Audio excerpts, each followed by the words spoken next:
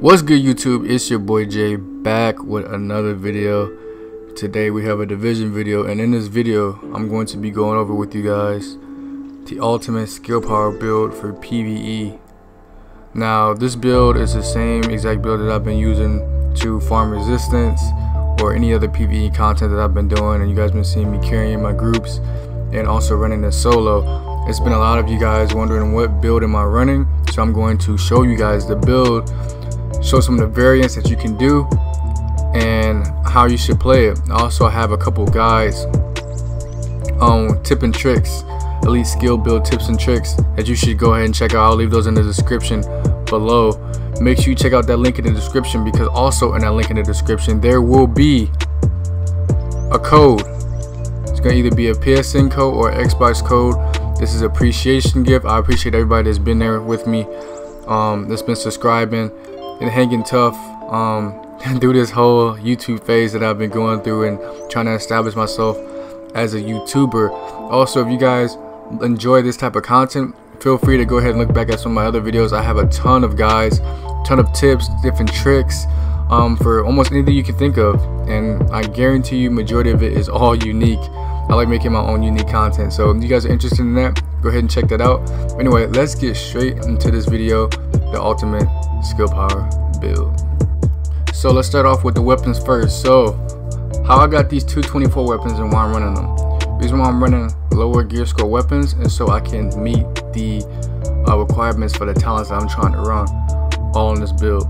So I actually crafted these because I had a blueprint. I've been playing the game for a while, so I have blueprints for the LVOA. It doesn't really matter what assault rifle, but it has to be an assault rifle so you get the enemy armor damage buff, which also bleeds into your skills, so your skills get the enemy armor damage buff. But what you tend to notice for my secondary weapon is that everything revolves around killing something. So I got talented, I'll get skill power boost once I kill something, predatory, I regenerate health over time, and then also have determined, which brings my skills back faster when I kill a target. So after I have my primary out and I get the boost, I'll switch to this weapon and then get all my kills with this weapon.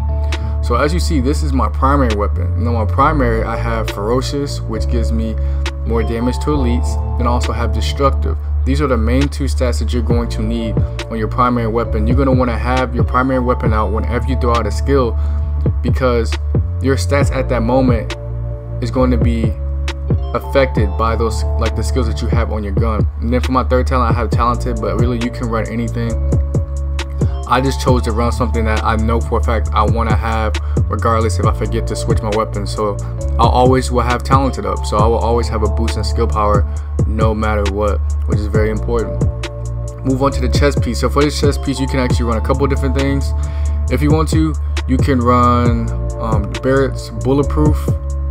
You can run that, or you can even run like maybe like a rapid chest or something. But for the most part, it's either tactician or Barrett's bulletproof. Just have enemy armor damage, skill haste, you can have ammo capacity or some other skill, and it needs to be rolled for electronics. Everything is going to be rolled for electronics because you want to have as much as possible. Enemy armor damage and skill haste are two key things that you're going to be seeing in these builds. Again, mask, I have enemy armor damage, and for my minor, I have damage to elites. That's also something that you're going to want on every single piece of your gear that you can get it on. You're going to want to have damage to elites and enemy armor damage, because that is going to make your damage reach the next level. Some people don't realize that your enemy armor damage and damage to elites doesn't just affect your character, and when you shoot, it affects your skills also. So that's a very essential part, and as you see, I got it rolled towards electronics. Knee pads, I got increased kill XP, which is also a handy thing to have, so you get more of those caches when you level up. I also have damage to elites, and I have skill power. The reason why I'm not running enemy armor damage is because I have a lot of it at this point. You'll see it throughout my build. I have a lot of enemy armor damage at this point, and I'd rather have more skill power based off the increase than how much enemy armor damage I would get, if that makes sense. As you can see, my mods, I'm running all damage to elites mods. All should be rolled towards electronics, and then for my performance, I'm running turret damage. That should be a gimme, because you want to have your turret hit as hard as possible. You'll see why later on in the build. For my holster, I'm running the tactician holster. with skill haste. So as you notice, I'm running 5-piece tactician so I can get that extra skill power on top of that buff. And you can also run nimble, and I will show you a build later on down the line that where you can run nimble and you can still like regenerate your health back and become pretty much a tank. So my gloves is actually perfect gloves because I have skill haste, enemy armor damage, and assault rifle damage. So not only am I getting a boost to my actual weapon, but I have skill haste so I can get my skills back faster on top of my supercharge, and enemy armor damage so I can shred through the enemy's armor faster using my skills. This is so essential that you're going to want to understand for any PvE build. You're going to need to have enemy armor damage and damage to elites. And lastly, the most important piece of this build is relentless backpack. So I've been getting a lot of things that people are saying, oh, you can run resourceful, you can run inventive where you get the bonus skill power.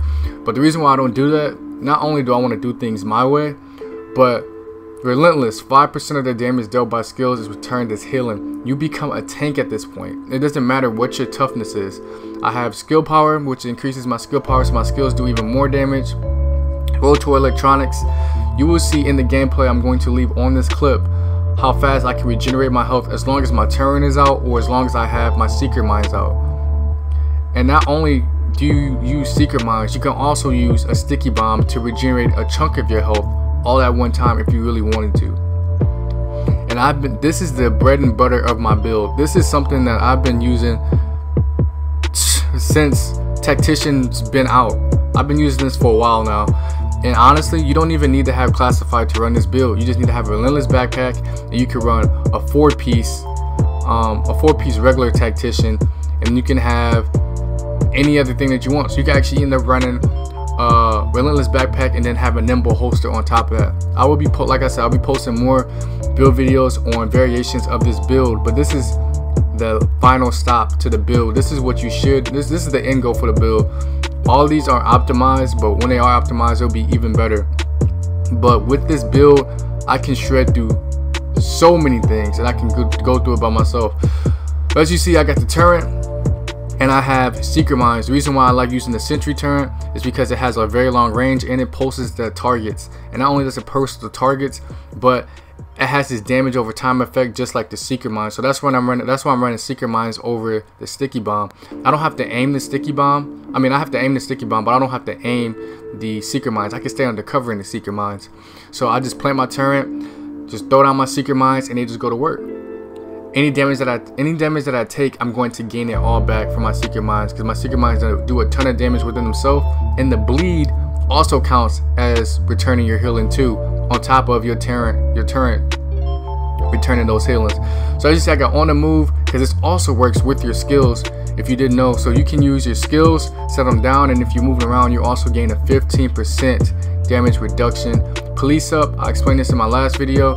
When you kill a hostile with a skill, you gain all your ammunition back. It's like a full reload. It's like you running the immune box. I mean, not immune box, but it's like you running an ammo crate from the start.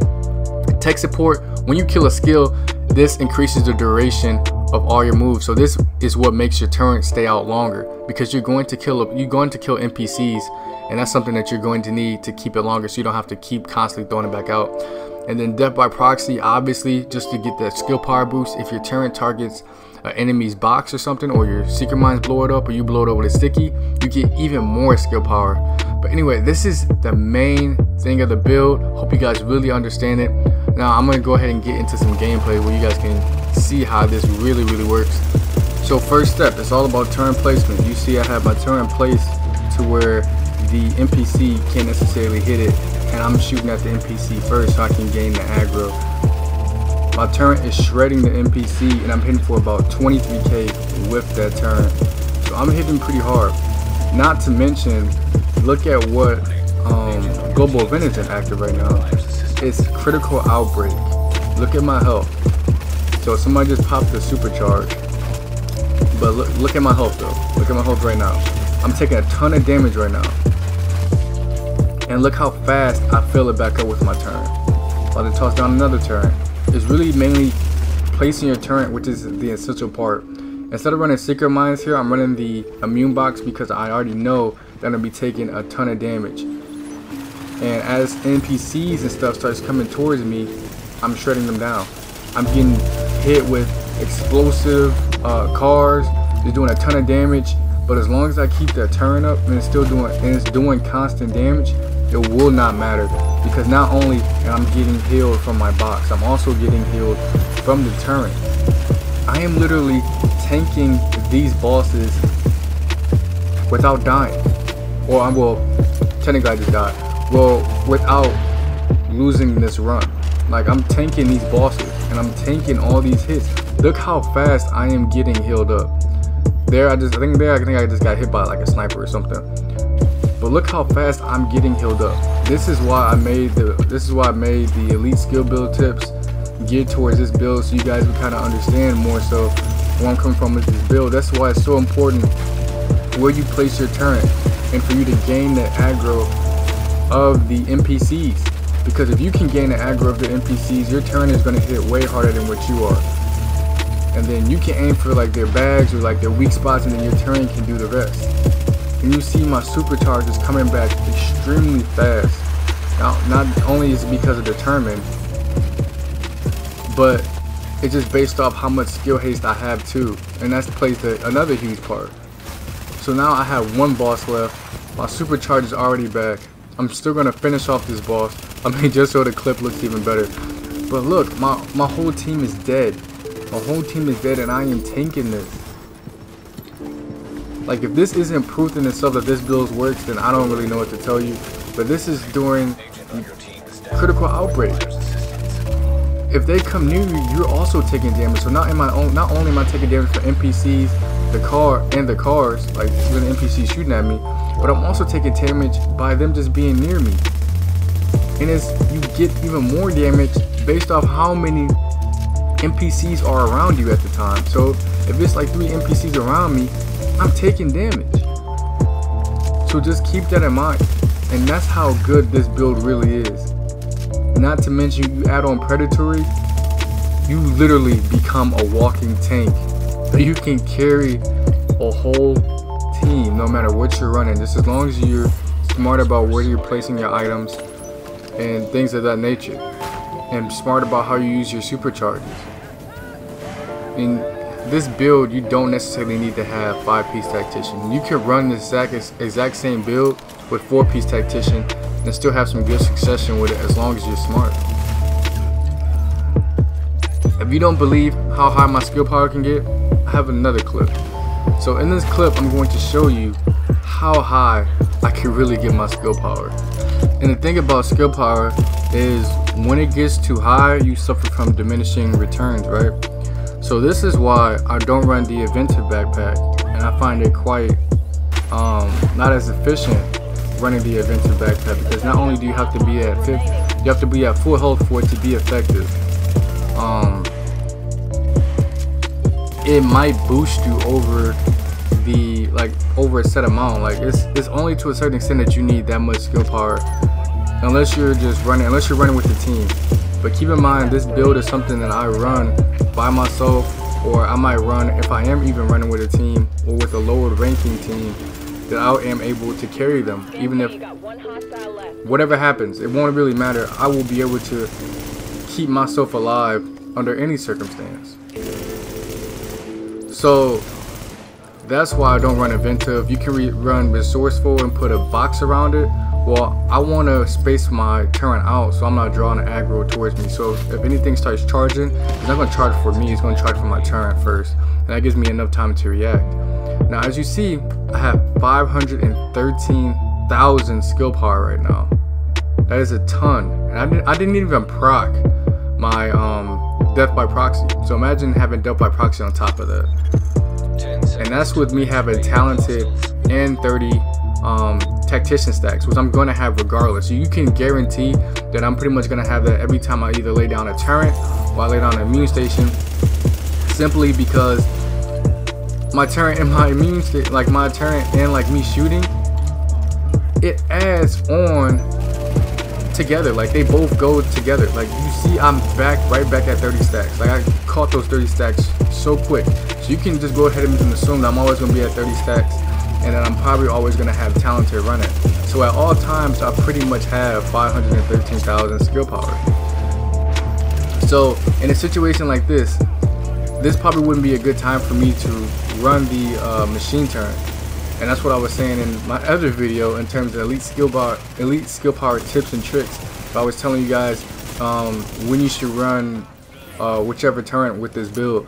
So in this build, it would have been really good, even though these are flame enemies, it would be best to run the other turret, just for the simple fact that you will have shotgunners coming, and the flame turret covers a wide radius instead of just like a single enemy, and it does more damage on top of that. And since it's a constant stream of flame, it doesn't add to your tactician stacks, but what it does constantly give you health back over time. But anyway, that's my whole spiel for that. I finally revealed to you guys the build that I've been running for the longest. This build is very, very, very reliable, especially if you don't really run with a lot of people and you need to run some things by yourself to get some stuff done. You can definitely use this build, and it should get you through most content, even if you're not that experienced of a player. But anyway, it's your boy Jay. Go ahead and enjoy the rest of this gameplay. I hope you guys took something from this and you really enjoyed it and that you plan on running the build. Let me know in the comment section if you actually plan on running this build, or if you have already run something similar to this. If you like this build video, do not forget to subscribe. When you subscribe, hit the bell for post notifications so you can be notified every time I post a video. The main 3 games that I'm covering right now is Naruto to Boruto, Shinobi Striker, The Division, and DC Universe Online. But there are also other games that I'm covering that you can find in the playlist on my channel. As always, thanks for watching. See you in the next one. Peace out.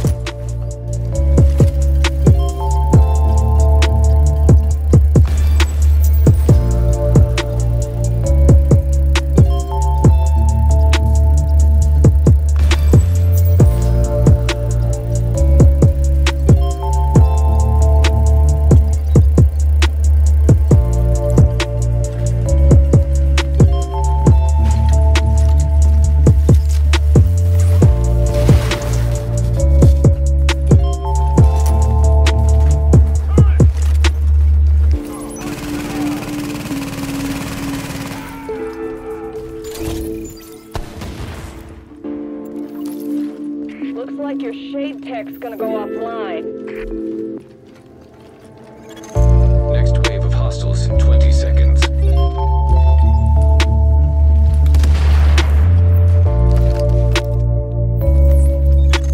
Next wave of hostiles in 10 seconds.